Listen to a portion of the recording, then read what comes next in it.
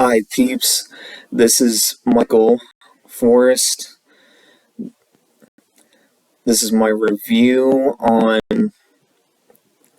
Halloween Kills. I watched it last night. I'll go into that later on into spoilers. First, I'll give a non-spoiler. I'll talk about the franchise now. The first one's a classic favorite. I have it in my collection. Same thing with the second one, too. I thought that was good. Had that one in my collection, too. The third one wasn't that good. It sucked. Even John Carpenter didn't want to be involved, was originally involved with it, and then just didn't want his name attached to it. The fourth one, I consider it a welcome back. I made this genre of films up the welcome back to the franchise movies, and that's one of them, with the fourth one, Returns, and I think it's pretty good. It's underrated. It's a pretty good movie. The fifth one, it's like below average, kinda And then the sixth one with the Curse of Michael Myers with the cult, one of the worst ones, and Ant-Man's in that, Paul Rudd, and he can't act for his life. It's like so bad. The only good thing, Donald Pleasance in that. The producer cut's better, too, than the theatrical's really bad. Also a good thing that one scumbag character gets this abusive scumbag gets his head blown off. I like that. Then you have H2O, which is another welcome back movie to the franchise. And it was a decent movie. Jamie Lee Curtis was the best part about it, and her character Laurie, and going into it. But it focused too much on the son and his friends, and they're just bad. The writing for them, too. It's just, they literally said we're horny, too. And it's just like, wow, it's really blatant and obvious and bad writing. And they're just there to get killed. It's like, and they're wasting time. Go back to Laurie. More interesting parts. And him getting killed off, very satisfying in that movie. But then it's retconned, and then the kill off her in the resurrection, and that one too is just awful. And Busta Rhymes kung fuing Michael Myers in the end. Oh boy. Even Jamie Lee Curtis despises that movie too. It doesn't exist, and I'm like, yeah, I feel you on that. It doesn't exist. Or she calls it that film. I'm like, yeah. Yep. And then you get the 2018 one, and that, again, the third one, call it the welcome back to the franchise, like a good film welcome back to the franchise after a crappy film, before a crappy film.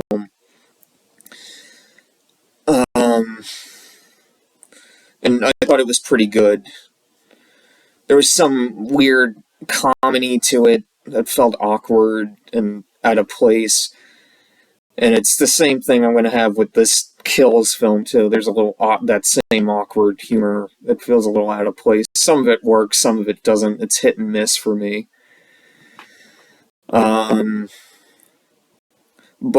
my feelings to it should have been a one-and-done film with the 2018 one. Kill off Michael. But there's also an interesting thing that there's this whole contract they can't kill off Michael, too, to mention that.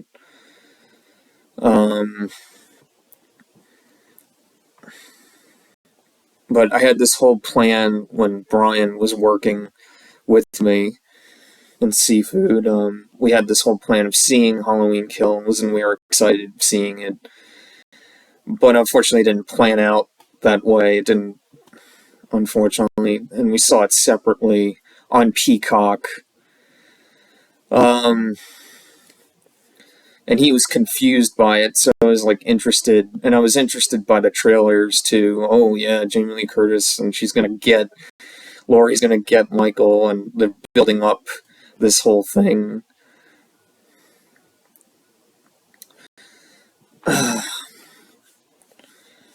But try to do non-spoilers with this. I will say there is false marketing, though, on this film. Try to be vague at first with this, but the flashbacks are very good, and it feels like the original film. Very good, well done on that. There is a bad dialogue, and it's throughout the film too. There's bad writing and dialogue, where one of the cops says, "This is it. This is the Myers house.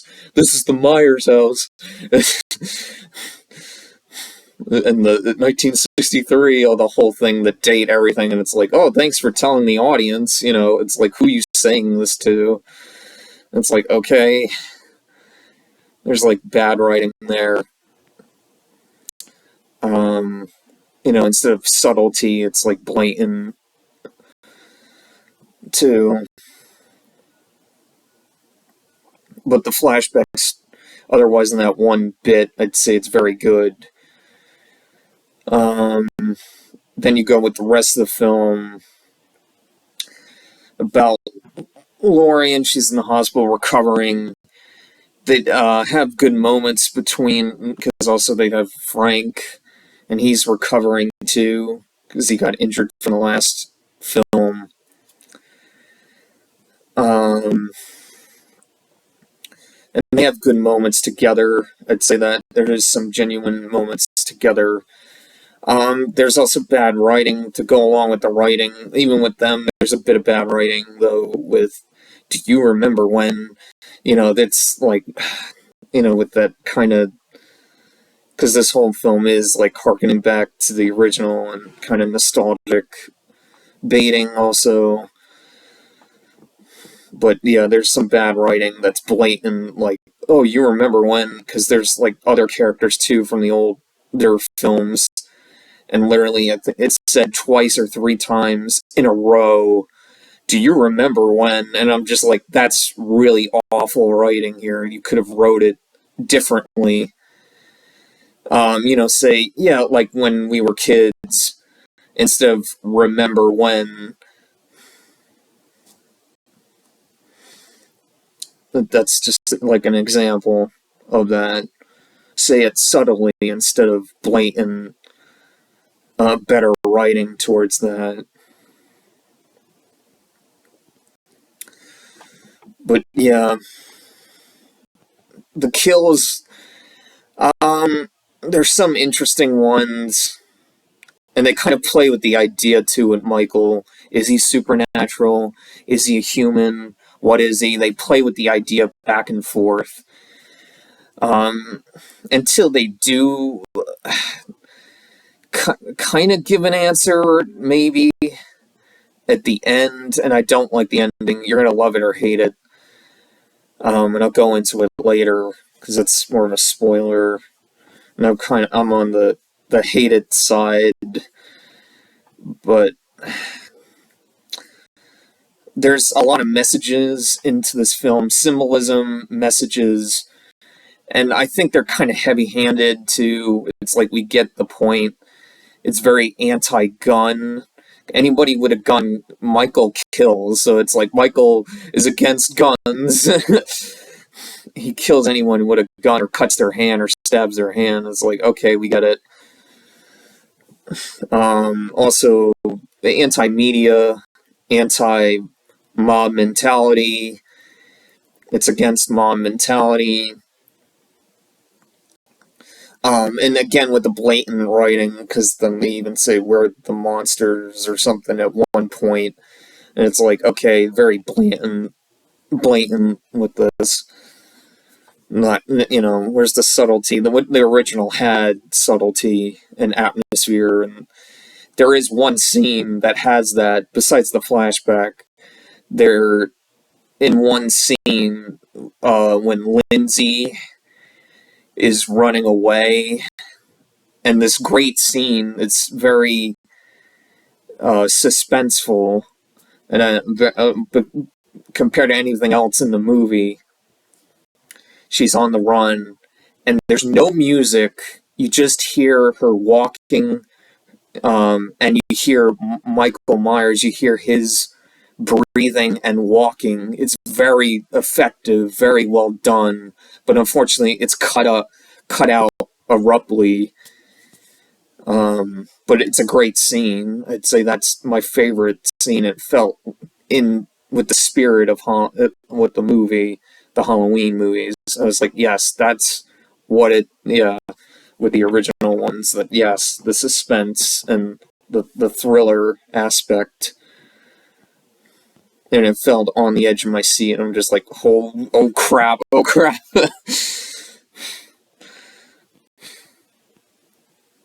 That was well done. But yeah, like some of the kills, people are just there. It's kind of annoying to you have one character, this old couple, um, random old couple, and they're just there as a joke too, and just to be killed. Um, but yeah, the woman, the wife character just stays. She unlocks the door. And now it makes sense with the other guy because he got grabbed and gets killed, and he has, there's no choice. He can't get out of it. Fine. But the wife character, she unlocks the door, but she doesn't leave. It's like, what? Leave.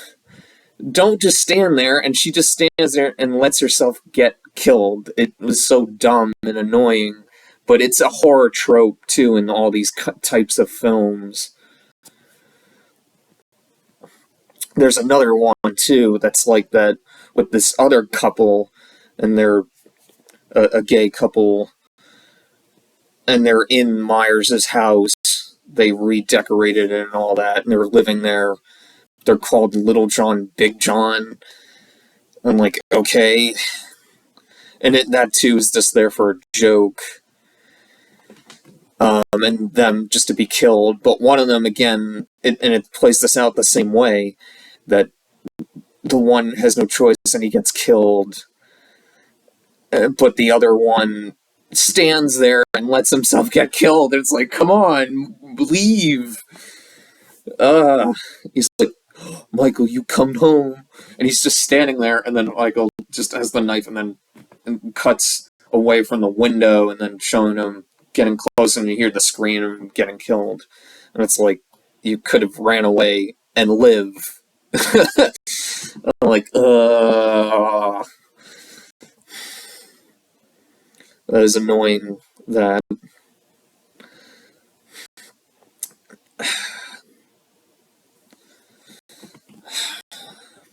So I'm trying to keep this spoiler-free. It does have an ending I don't like. I'll get into it a little bit. But the critics say this is a below average, and the audience said it's pretty good in comparison to the first 2018 film, pretty good as that. And that's the Rotten Tomatoes. It's interesting to see the comparison. That's always interesting by that. But I'm in between that. I think it's just okay to decent at best, the film. There's some cool shots when he kills the fire people. Also, yeah, that's annoying with some of the fire people just stand there and let themselves get killed, too. That's also annoying, too.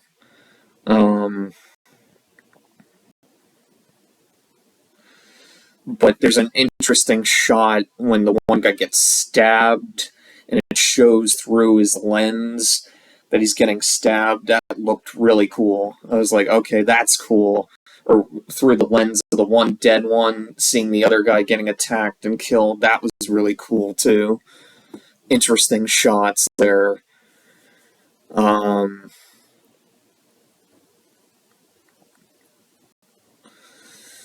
But yeah, I wouldn't recommend this this is then my conclusion now. I wouldn't recommend this. I saw it free on Peacock. That's how I'd see this on Peacock. It's not worth seeing in the theater. It's just kind of, kind of.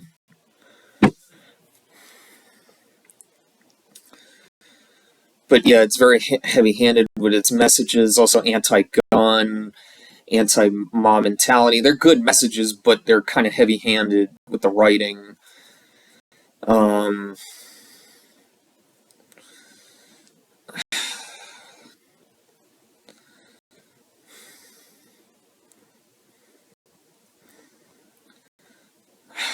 I'd only recommend seeing this for free on Peacock. I wouldn't recommend seeing it at theater.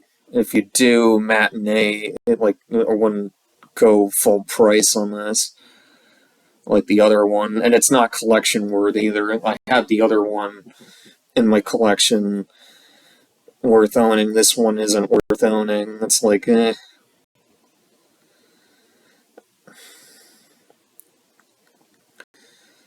But it feels incompetent, though, too. It, like, tries to please everyone in this film. And it tries to find this medium, and it doesn't just... The execution doesn't work, unfortunately. The acting aspect, I'd say people are good with Anthony Michael Hall, because I love him in the Dead Zone TV series. Like, his acting was good. Of course, Jamie Lee Curtis is good in this, too. Everyone else did their part. I'd say no one else really. Maybe the Frank character who plays Frank. The actor, I don't know his name. I'll put it in the description, his name, or in a comment, I will. I don't know his name, but he was good. Too.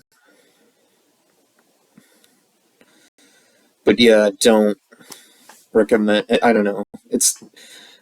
I guess it's better than Curse, Season of the Witch. It's better than Resurrection. But I don't know. It's like, Okay, and that's it with the non-spoiler. Now I'm going to go into spoilers. So you can click off or not watch. If you don't care, continue to watching if you saw it or you don't care. But here is the spoilers to the ending and to all. More of it. But yeah.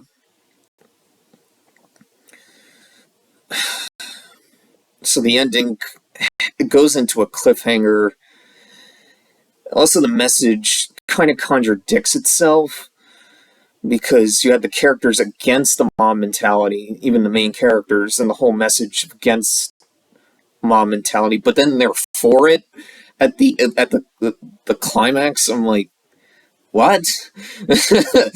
Then they're for it. It contradicts itself with that, and then it kind of tries to give you that triumphant moment of, yeah, they're beating him down, they're killing him. And this also goes with the false marketing too, because it's such false marketing, because they try to bring this up, and actually it's anti-mob mentality of the film and the message, but then it also contradicts itself at the end, having that, and it's like, what? And tries to give that triumphant moment, and also false marketing with Laurie. She's not in it that much, and she's mostly in the hospital, and it repeats what the original second one did with having her in the hospital too much in the hospital, and that's something also to criticize. There's false marketing, so she's barely in it. So she's not with the battle. And again, they incompetence with this, because they try to, do this, the incompetency. Oh, we'll try to put this in here with her rallying up with the people, but then it fizzles out, because then she gets re-injured, and then she has to go back to the hospital I'm like, really? Then what's the whole point of that anyway, right? But yeah, the ending's bad with the.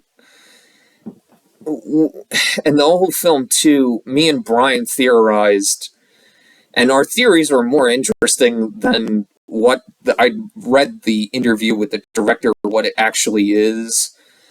So and because I want an answer, because the film kind of leaves it ambiguous too, and you kind of interpret it for yourself. Either it's he's supernatural, and a lot of people saying that he is, and I can see that, or it's the fear and trauma, and he kills this whole mob of people too. Their plan, even though they get the triumphant moment of them beating him down and then shooting him and then stabbing him in the back of the neck too, and he got stabbed by a pitchfork and everything, and it's like, okay, this guy can't be human, right? Because all this happened, and then he gets back up and he just kills everyone that attacked him.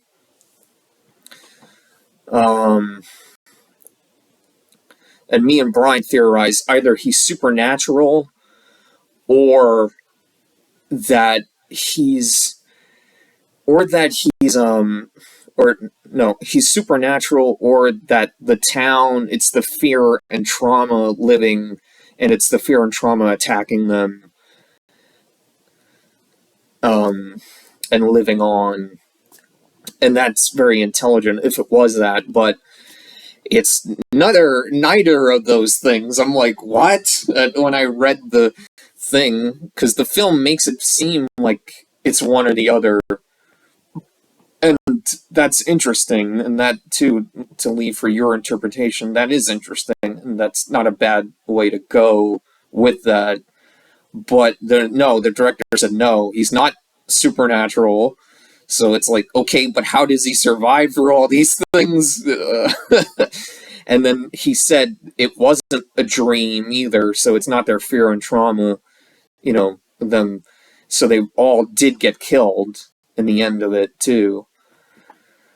So I'm confused by after what the director said. So, and also it ends. What I don't like, what I found out, there's going to be a time skip, 4 years time skip to the next film, and they originally planned all 3 films to be one consecutive night, and it makes sense for Halloween. But no, they're going to do 4 years.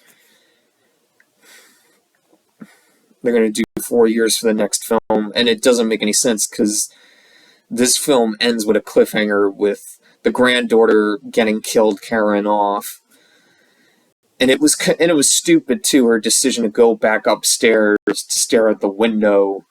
And also it's to drive in that message that, see, you get it? That she's like the monster too, because she's, killing, and get it? And it's like, yeah, we get it. You said this throughout the film and then blatantly said it too in one moment too. But yeah, that's it doesn't make any sense. I'm like, okay. And they're going to explain the connection too, and all that window thing too. What does that mean? Too, there's all these unanswered questions that arise, and there's like all this build up throughout Halloween Kills. There's no payoff at all, no answers, no payoff, and they just try to appease everyone too. So no, it's just okay, this film overall. I don't. If you can red box it too, maybe red box it, but I wouldn't spend like a lot of money on this either because it's kind of eh. So, it is disappointing too, this film, because it was so hyped up, and then it's just kind of let down too.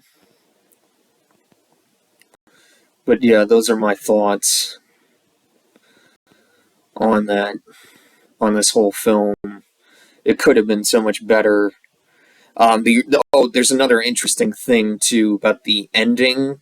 There's an original ending to the Halloween Kills that, and Jamie Lee Curtis was going to be in it, and it was going to be a cliffhanger to everything else plays out the same, but she calls Karen's number, but Michael has the phone, and then he picks up, and you hear the breathing, and then Laurie hears the breathing, and says, "I'm going to get you, Mike," and all of that, and then gets ready and takes the knife, and then gets ready, and that's really like a good build up to the next film, and like, ooh, yeah.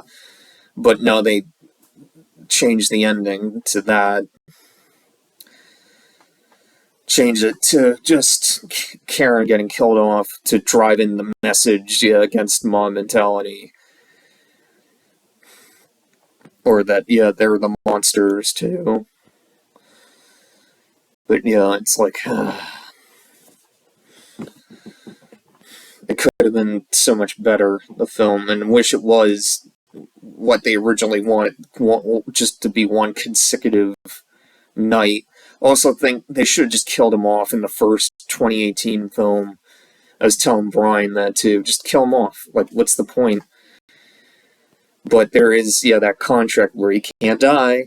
So then what about ends? So you had this contract, you can't kill him off, and that's what everybody wants. You're building up this whole thing with Laurie and Michael. Everybody wants her to get that, to kill him, and they even tease it in this too. And me and Brian theorized that she might get killed in Halloween Ends. She might get killed, or they both get killed. And I heard too they're going to do spin-offs and all that. Like an anthology series, like what they did with Season of the Witch. They might do that. Or Dr. Loomis prequel thing of a young Dr. Loomis, or there's ideas of that. Or someone else taking the mantle of Michael, like Michael will get killed, but someone else will take up the mask and the mantle, and the evil will spread to another person.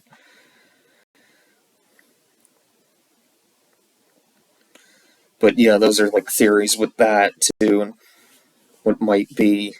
And also the connection, because they're saying there's going to be a connection.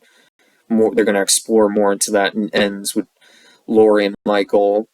So are they going to retcon it again so they are brother and sister? Too, that arises that question, because they retconned it in 2018 saying no, they're not, but are they going to change that now? Since they're changing everything in the script too, apparently. Their original idea, what they had. So are they changing that too?